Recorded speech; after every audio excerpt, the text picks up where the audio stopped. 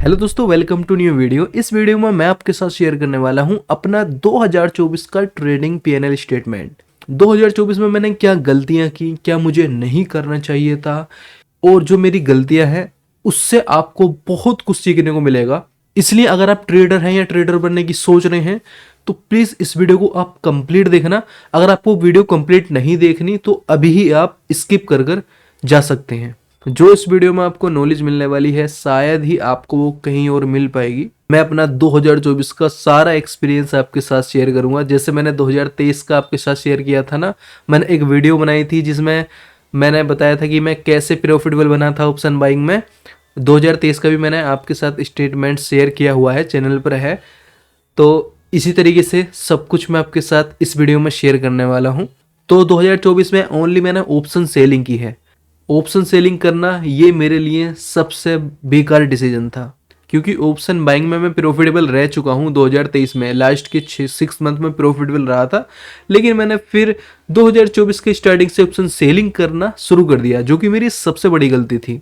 Option selling करने का reason था कि मैंने सोचा कि यार ऑप्शन बाइंग में प्रॉफिटेबल हो चुके हैं तो ऑप्शन सेलिंग में प्रॉफिटेबल होना कौन सी बड़ी बात है। तो मैं गलत था, मार्केट ने ये प्रूफ कर दिया। तो इससे एक बात तो सीखने को मिलती है कि मार्केट में कभी भी ओवर कॉन्फिडेंट नहीं होना चाहिए। जिस सेटअप पर आप काम कर रहे हैं उसी सेटअप पर आपको काम करना चाहिए। जो आपका ट्रेडिंग स्टाइल है वही आपको फॉलो करना है, किसी को भी कॉपी नहीं करना है। देखो, ट्रेडिंग में कुछ भी इजी नहीं है। ट्रेडिंग में बहुत कुछ मैटर करता है। ट्रेडिंग में आपको डिसिप्लिन रहना पड़ता है।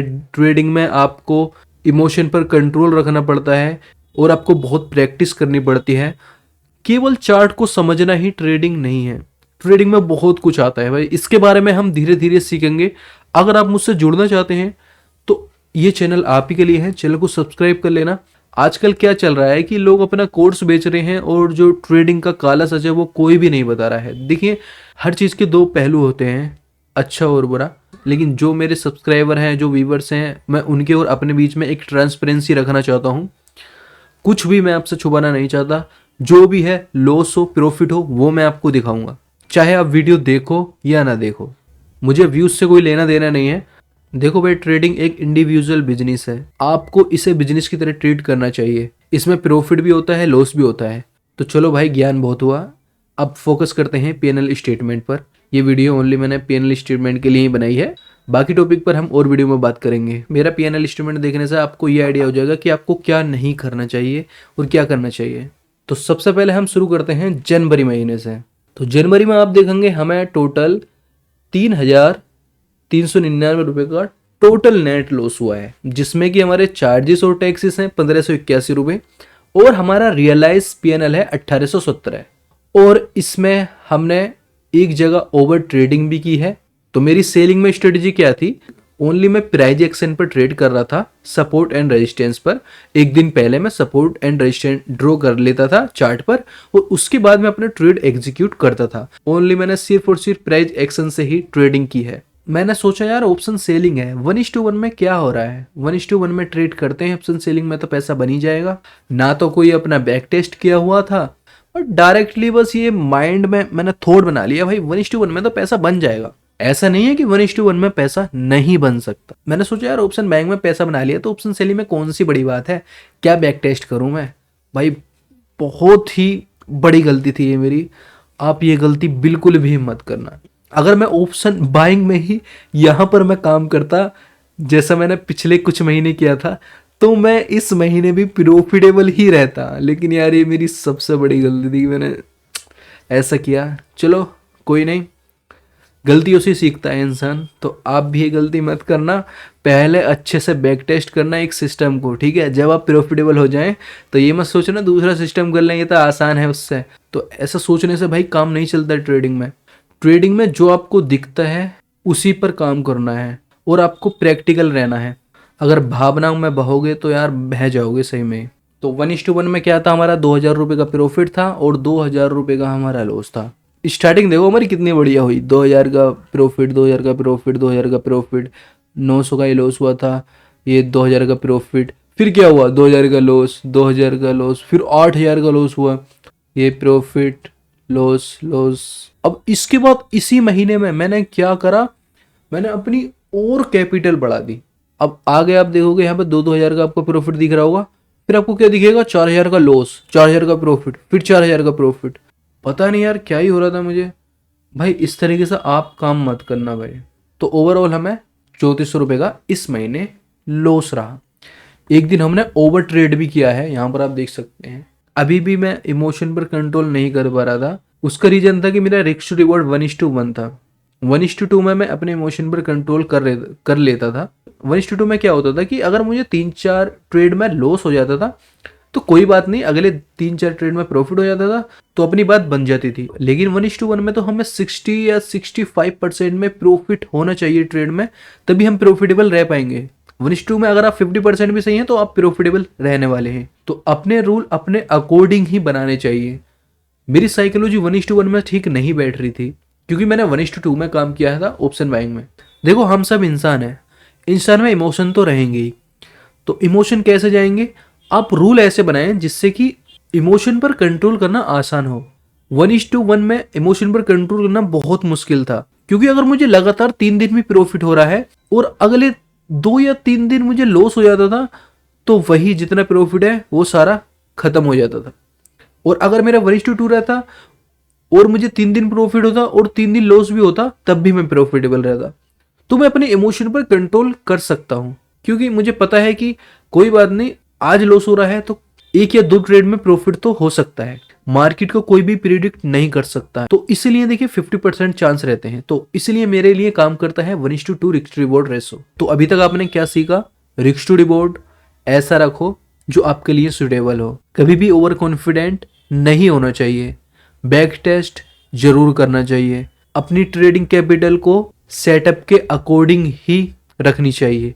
बिना किसी रीजन के अपनी कैपिटल नहीं बढ़ानी चाहिए। तो 2 लाख की कैपिटल से मैंने डबल नहीं, हाँ 3 लाख कर दी थी मैंने कैपिटल, लेकिन मैंने रिस्क अपने डबल कर दिया था। जहां मैं 2,000 का लॉस और 2,000 का प्रॉफिट ले रहा था, वहीं पर मैंने 4,000 का प्रॉफिट और 4,000 का लॉस मैं लेने लगा 3 लाख की कैपिटल पर, और जहां 2 लाख की कैपिटल पर 2,000 का रिस्क था। मेरा ये रूल था कि मुझे 2% से ज़्यादा लूज नहीं करना है एक दिन में अपनी टोटल ट्रेडिंग कैपिटल का। मैंने पूरे जनवरी इंट्राडे में ही काम किया है।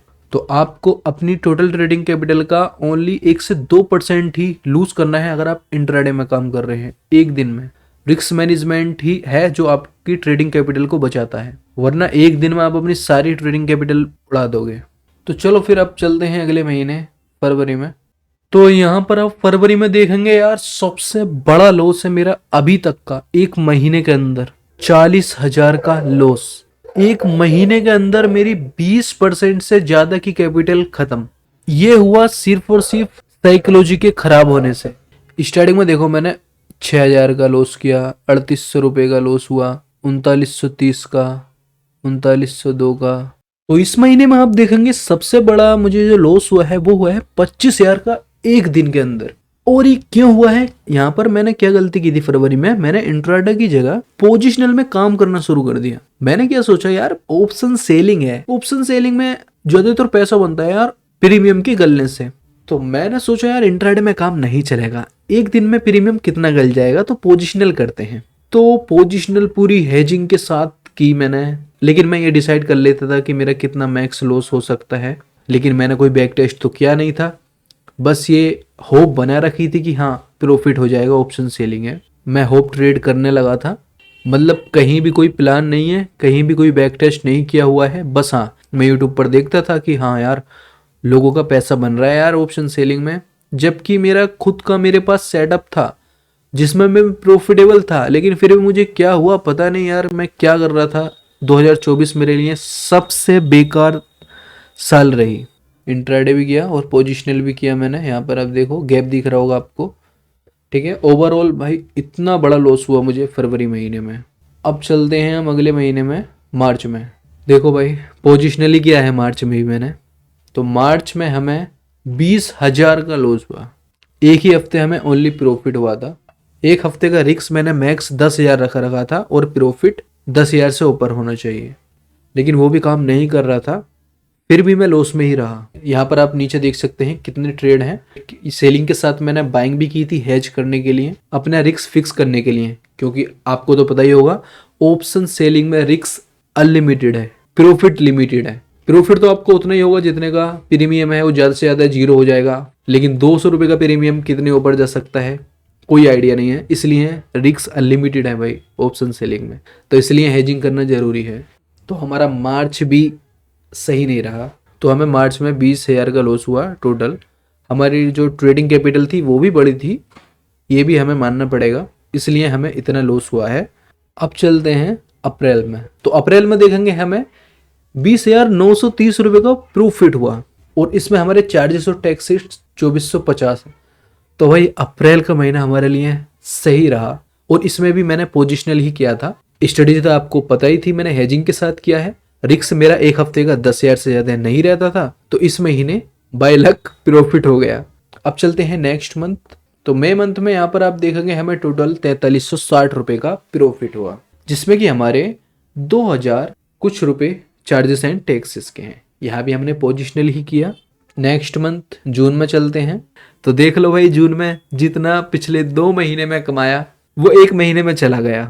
तो यही होता है जब आप होप ट्रेडिंग करते हैं, ऐसे ही गवा दोगे। अगर आप भी ऐसे ही ट्रेड कर रहे हो बिना किसी स्ट्रेटजी के, बिना किसी बैक टेस्ट के, कुछ लोग तो सालों का पैसा एक एक दिन में गवा देते हैं। तो इतना ज़्यादा ज़रूरी है रिस्क मैनेजमेंट। तो अगले महीने चलते हैं जुलाई में। तो जुलाई में हमें टोटल 13,000 का लॉस हुआ। अब जुलाई में मैंने क्या किया, मैंने इंट्राडे करना शुरू कर दिया ऑप्शन सेलिंग में ही, बाइंग में नहीं, ऑप्शन सेलिंग में। देखिए ऑप्शन सेलिंग में ऑप्शन बायर और ऑप्शन सेलर की साइकोलॉजी एक दूसरे के अलग होती है। ऑप्शन बायर अपनी पोजीशन को जल्दी टाइम में काट देता है, लेकिन ऑप्शन सेलर अपनी पोजीशन को जल्दी नहीं काटता। ऑप्शन बायर का पैसा बनता है फास्ट मोमेंटम से, और ऑप्शन सेलर का पैसा बनता है मार्केट में धीरे धीरे मोमेंटम आता है, धीरे धीरे प्रीमियम गलता है, तब ऑप्शन सेलर का पैसा बनता है। तो मेरी जो साइकोलॉजी थी वो ऑप्शन बायर की थी, लेकिन मैं ऑप्शन सेलिंग कर रहा था। इंट्राडे में भी ऑप्शन सेलिंग ही कर रहा था, लेकिन क्या फायदा है सेलिंग करने से, इसमें भी लॉस ही हुआ मुझे। यहाँ पर मेरा 1,000 का लॉस था तो 2,000 का प्रॉफिट था। यहाँ पर मेरा रिस्क टू रिवॉर्ड 1:2 था, लेकिन क्या करें, अपनी साइकोलॉजी ऑप्शन बायर वाली थी, तो इसमें भी अपना काम नहीं चला। 8 जुलाई से मैंने ट्रेड करना शुरू किया था इंट्राडे में ऑप्शन सेलिंग में। तो 8 जुलाई से मैं आपको दिखाऊं क्या हुआ था, वो आप देख लेना। तो यहाँ पर आप देख सकते हैं हमें टोटल 2757 रुपये का लॉस हुआ है अभी भी। तो अगस्त के बाद सितंबर में देखते हैं। तो सितंबर में हम ब्रेक इवन पर रहे। नेट हमें वैसे 100 का लॉस हुआ है, आप बोल सकते हैं हम ब्रेक इवन पे हैं, ना लॉस ना प्रॉफिट सितंबर में, और हमने इंट्राडे में ही काम किया है। इसमें हमारा रिस्क टू रिवॉर्ड था 1:2, 1,000 का लॉस तो 2,000 का प्रॉफिट। तो भी आप देख रहे हो ब्रेक इवन पर हूं मैं। अब क्या लग रहा है आपको, आसान है पैसा बनाना? जो बोलते हैं ना भाई ऑप्शन सेलिंग में तो कुछ नहीं है, ऐसे ही पैसा बन जाएगा, देख लो भाई इतना आसान नहीं है, ठीक है। जब करोगे ना तभी पता चलेगा, बोलने से कुछ नहीं होता। तो इसलिए मैंने जो गलतियां की हैं भाई, इससे सीख लो आप, वरना आप ट्रेडिंग छोड़ दो भाई, ट्रेडिंग मत करो, सही बता रहा हूँ। पहले पेपर ट्रेड करो बिना पैसे के। हाँ ये है कि पेपर ट्रेड करोगे तो उसमें इमोशन इन्वॉल्व नहीं होंगे, चलो पेपर ट्रेड भी मत करो, लेकिन 10-20 हज़ार की कैपिटल से कुछ महीने प्रॉफिटेबल तो रहो। एक स्टडी ऐसी बनाओ और उस पर काम करो 6-7 महीने, उसमें लगातार 6 महीने भी अगर प्रॉफिटेबल रहते हो तब उसी सेटअप पर काम करो। तो चलो अब अक्टूबर में देखते हैं। तो अक्टूबर में क्या हुआ, हमने पूरे महीने ट्रेड ही नहीं किया, ओनली हमने 9 अक्टूबर तक ट्रेड किया, जिसमें कि हमारा 378 रुपये का ही लॉस हुआ है। अब अक्टूबर के बाद हमने ट्रेडिंग ही नहीं की। वो इसलिए नहीं की, एक तो हमारा काफ़ी ज़्यादा लॉस हो चुका है। अगर मैं आपको जनवरी से अक्टूबर तक का मैं अपना टोटल लॉस दिखाऊं कितना हुआ है, तो यहाँ पर आप देख सकते हैं हमें 85,495 रुपये का टोटल नेट लॉस हुआ है, जिसमें कि हमारा रियलाइज लॉस है वैसे 65,476 का, लेकिन चार्जेस एंड टैक्सेस को लगाकर 85,495 रुपये का टोटल लॉस हुआ है हमारा ऑप्शन सेलिंग में। इसके बाद मैंने ट्रेड नहीं किया। अब मैं फिलहाल पेपर ट्रेड कर रहा हूँ लेकिन अब मैं फिलहाल ऑप्शन बाइंग ही करने वाला हूँ। जिस सेटअप पर मैं पहले काम कर रहा था उसी पर मैं फोकस करूँगा, क्योंकि मैं ऑप्शन बाइंग में ही प्रॉफिटेबल रह चुका हूँ। अगर आपने मेरी 2023 की पीएनएल वीडियो नहीं देखी है तो आप उसे भी देख लेना, उसमें ही आपको पता चलेगा कि मैं धीरे धीरे कैसे बना था प्रॉफिटेबल ऑप्शन बाइंग में। छोटी कैपिटल के साथ मैंने शुरुआत की थी अपनी। मैंने सोचा कि यार अपना कैपिटल बढ़ा दी है तो अपना लॉस कम होगा ऑप्शन सेलिंग में, लेकिन यार उल्टा ही हुआ, जैसा सोचा वैसा हुआ नहीं भाई। अगर मैं ऑप्शन बाइंग ही करता ना, उसी सेटअप पर मैं अपना काम करता, तो मैं ये कह सकता हूँ, इतना मुझे अपने आप पर भरोसा है कि मैं प्रॉफिटेबल रहता इस साल। कोई नहीं, गलतियों से ही सीखते हैं। तो अब कुछ भी हो जाए भाई, अपना सेटअप चेंज नहीं करना है अपने को। मैंने ये इसलिए शेयर किया है जिससे कि यार किसी का तो भला हो जाए यार। अपने पैसे डूब गए कोई बात नहीं भाई, अपने को बहुत कुछ सीखने को मिला, और ये वीडियो बनाई है, आपको भी बहुत कुछ सीखने को मिला होगा। अब ये गलतियाँ आप मत करना जो मैंने की हैं। मैं सीखता भी रहूँगा, सिखाता भी रहूँगा।